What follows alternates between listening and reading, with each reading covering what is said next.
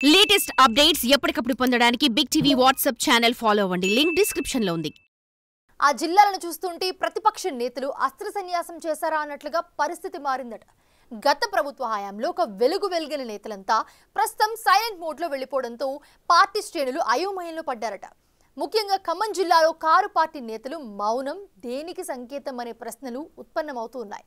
నమ్ముకున్న నేతలంతా అందుబాటులో లేక ఏం చేయాలో తెలియని స్థితిలో గులాబీ శ్రేణులు ఉన్నట్లుగా టాక్ నడుస్తోంది. ఇంతకీ సైలెంట్ అయిన నేతలెవరు? వారి మౌనం వెనుక మర్మం ఏంటి? Watch the story.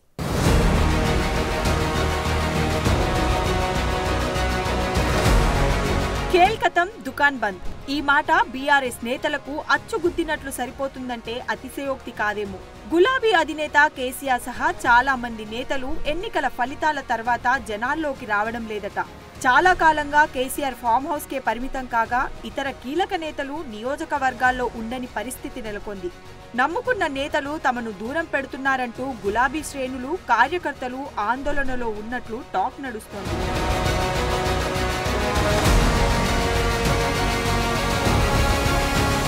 ఒకరిద్దరు బీఆర్ఎస్ మాజీలు అప్పుడప్పుడు నియోజకవర్గాలకు వస్తున్నా తూతూ మంత్రంగా వచ్చి వెళ్లిపోతున్నారనే వాదనలు ఉన్నాయి. ఆ విషయాన్ని సొంత పార్టీ నేతలే చర్చించుకుంటున్నారట. ముఖ్యంగా ఉమ్మడి ఖమ్మం జిల్లాలో పరిస్థితి అయితే మరీ దారుణమంటున్నారు రాజకీయ నిపుణులు. 10 ఏళ్ల పాటు అధికారంలో ఉండగా ఓ వెలిగిన ప్రజాప్రతినిధులు అధికారం చేజారాక జిల్లా వైపు కనీసం చూడడం లేదని టాక్ నడుస్తోంది. మాజీ ఎంపీ నామా నాగేశ్వరరావు అయితే అసలు సొంత నియోజకవర్గంలో తిరిగిన సందర్భాలు లేవనేదే స్థానికులు వాదనగా తెలుస్తోంది. తాము గెలిపించి ఆయన్ను పార్లమెంటుకు పంపించామని, గెలుపోటములు సహజమని తెలిసినా నామా నాగేశ్వరరావు తమకు అందుబాటులో లేరంటూ కొందరు గులాబీ బాస్ కు కంప్లైంట్ చేసే పరిస్థితి వచ్చిందట.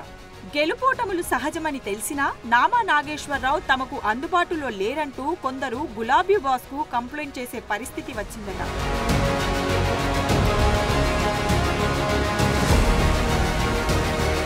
నామా నాగేశ్వరరావు పదవిలో ఉన్నా లేకున్నా జిల్లాలో కనిపించేది తక్కువేనని ఖమ్మం వాసులే చర్చించుకుంటున్నారట. పార్టీ సముచిత స్థానం కల్పించినా జిల్లా ప్రజలను సమస్యలను పక్కన పెట్టి సొంత ప్రయోజనాలే లక్ష్యంగా ఆయన పనిచేస్తుంటారని సొంత పార్టీ నేతలే చర్చించుకుంటున్నారు. పార్లమెంట్ ఎన్నికలు ముగిసి 6 నెలలు కావస్తున్నా పార్లమెంటు పరిధిలోని 7 నియోజకవర్గాల్లో నామా పర్యటించిన దాఖలాలు లేవట. ఎప్పుడో ఒకసారి కొత్తగూడెం నియోజకవర్గంలో ఆయన పర్యటించారు తప్ప తమను పట్టించుకోవటం లేదనేది ఓటర్ల మాటగా తెలుస్తోంది. విపక్షంలో ఉన్న తమ సమస్యలను వినిపించాల్సిన వ్యక్తి కనీసం కంటికి కనిపించడం లేదనే వార్తలు గుప్పుమంటున్నాయి.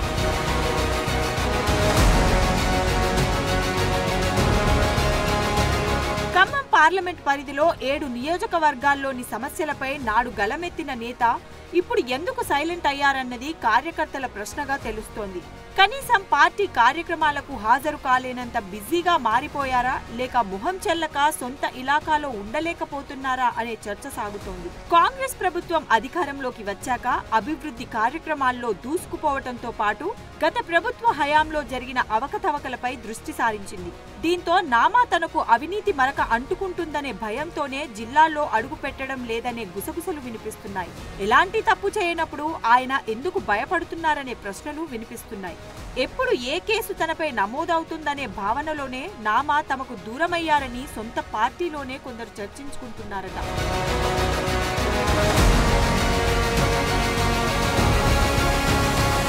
మరోవైపు నామా నాగేశ్వరరావు కూడా పార్టీ మారతారనే వార్తలు గుప్పుమంటున్నాయి.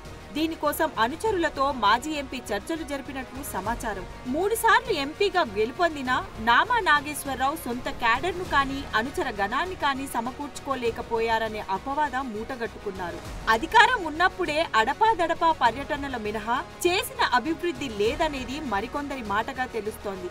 ఇదిలా ఉండగా గతంలో ఎమ్మెల్యేలకు తెలియకుండా నియోజకవర్గాల్లో తిరగవద్దని మాజీ సీఎం కేసీఆర్ ఆనాడు ఆదేశించారట.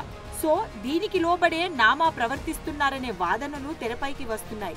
అంతకు ముందు టీడీపీలో ఉన్న సమయంలో కానీ, తర్వాత బీఆర్ఎస్ గూటికి చేరినప్పుడు కానీ నామాకు నా అనేవాళ్లు లేరనేది కార్యకర్తల్లో సాగుతున్న చర్చ.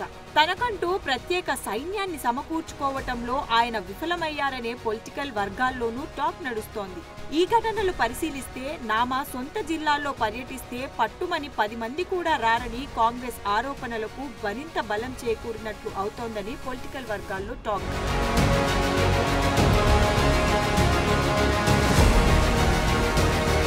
గత ఎన్నికల్లో గులాబీ పార్టీ జిల్లాల్లో భారీగా ఓటమి చెందడానికి నామా నాగేశ్వరరావు ఒంటెద్దు పోకడలు కూడా కారణమేనని వార్తలు గుప్పుమంటున్నాయి.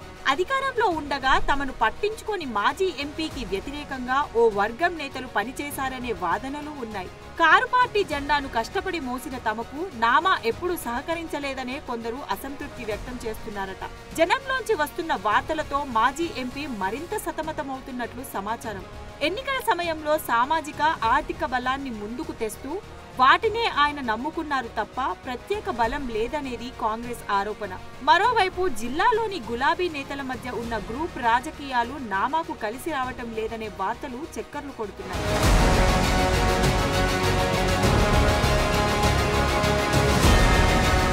గతంలో ఎంపీగా గెలిచిన ఓ మాజీ మంత్రి అనుమతి లేకుండా నామా పర్యటనలు చేసిన దాఖలాలే లేవని ఇతర పార్టీల ఆరోపణగా తెలుస్తోంది. అప్పట్లోనే నామా నాగేశ్వరరావు ఈ విషయాన్ని అధిష్టానం దృష్టికి తీసుకువెళ్లారని, గులాబీ బాస్ కూడా ఆ విషయంలో ఏమీ చేయలేదని వాదనలు ఉన్నాయి. మాజీ మంత్రి పువ్వాడ అజయ్, జిల్లా పార్టీ అధ్యక్షుడు తాతా మధు మధ్య ఉన్న విభేదాలే నామా ఓటమికి కారణమనే వాదనలు ఉన్నాయి. దీనివల్లే ఆనాడు కేసీఆర్ నామాకు కొన్ని షరతులు విధించినట్టు తెలుస్తోంది. త్వరలో స్థానిక సంస్థలు జరగనున్న నేపథ్యంలో యాక్టివ్ కావాల్సిన గులాబీ నేతలంతా ఇంకా సైలెంట్ గా ఉండడంతో తమ భవిష్యత్ ఏంటనే యోచనలో కారు పార్టీ శ్రేణులు ఉన్నాయట. ఇకనైనా మాజీలంతా ఏకతాటిపైకి వచ్చి దిద్దుబాటు చర్యలు చేపట్టాలని, లేకుంటే వచ్చే ఎన్నికల్లో మరిన్ని చిక్కులు తప్పవని రాజకీయ వర్గాలు హెచ్చరిస్తున్నట్టు తెలుస్తోంది.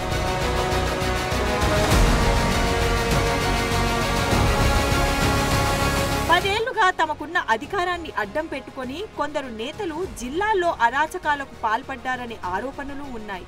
వారంతా యథేచ్ఛగా భూమాఫియా కుంభకోణాలకు పాల్పడిన విషయాలను జనంలోకి తీసుకెళ్లడంతో కాంగ్రెస్ సక్సెస్ అయ్యింది. ఈ నేపథ్యంలో రేవంత్ సర్కార్ తమపై ఎలాంటి చర్యలు తీసుకుంటుందో తెలియకే చాలా మంది అజ్ఞాతంలోకి వెళ్లిపోయారనే పుకార్లు బలంగా వినిపిస్తున్నాయి. ఇందులో భాగంగానే నామా నాగేశ్వరరావు కనిపించడం లేదనేది ఇతర పార్టీల నేతల ఆరోపణగా తెలుస్తోంది. ఇదే కంటిన్యూ అయితే జిల్లాలో పార్టీ పరిస్థితి ఖేల్కతం దుకాన్ బంద్ అన్నట్టుగా ఉంటుందనే వాదనలు తెరపైకి వస్తున్నాయి.